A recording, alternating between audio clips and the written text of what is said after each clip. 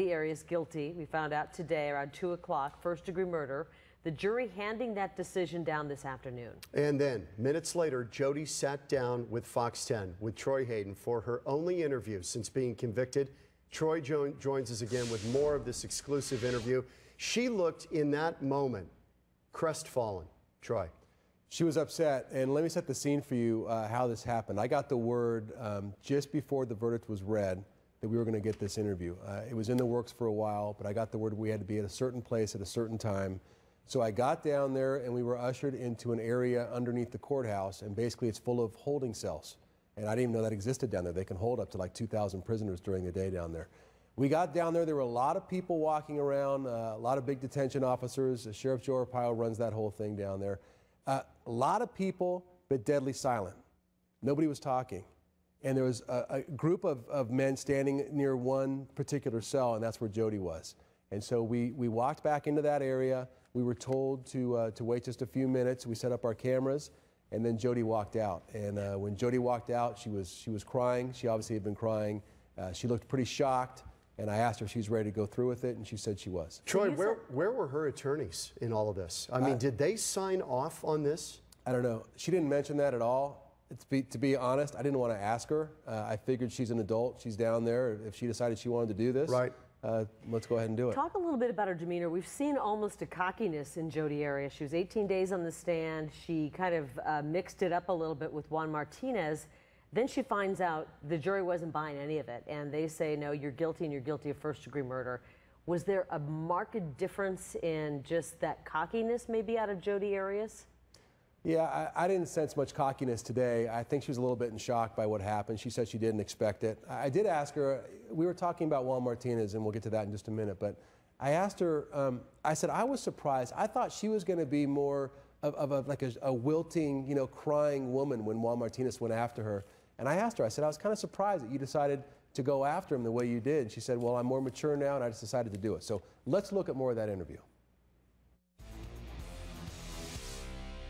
Did you avoid eye contact with Travis's family while you were in there, or did you make eye contact, and what are your thoughts on them? I typically avoided eye contact. Travis comes from a family where they all sort of look a lot alike, so when I see their faces, I see Travis, and I see the man that abused me, and I don't want to look at that. You had some clashes with Juan Martinez. You kind of went after him on Twitter a little bit. What are your thoughts on Juan?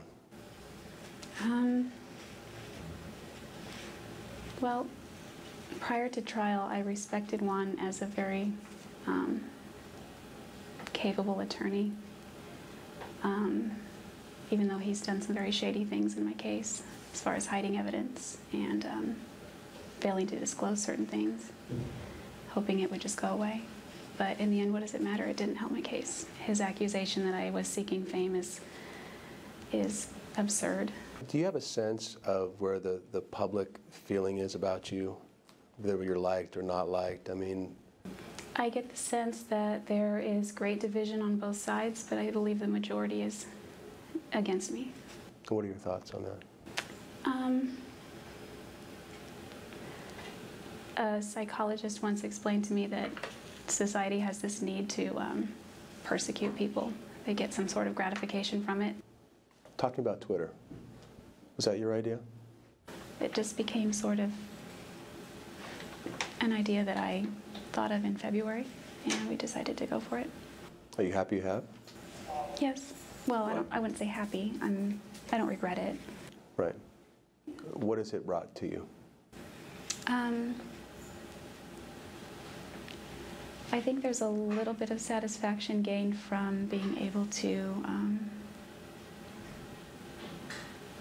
just impart my ideas and my thoughts and sort of let people know where I'm coming from. Whoever wants to look, I mean, you don't have to read it if you don't like it. You want to talk about Nancy? I don't think she's worth it.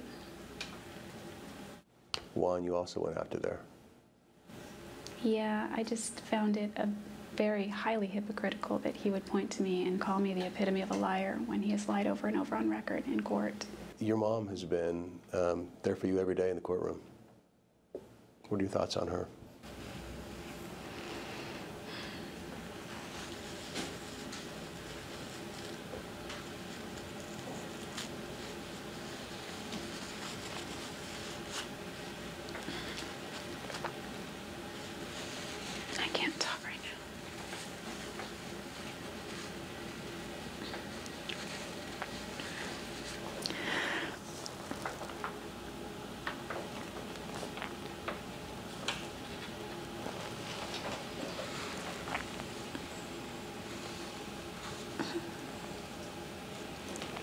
that the hardest part, thinking about your mom? Yeah. My mom and my whole family.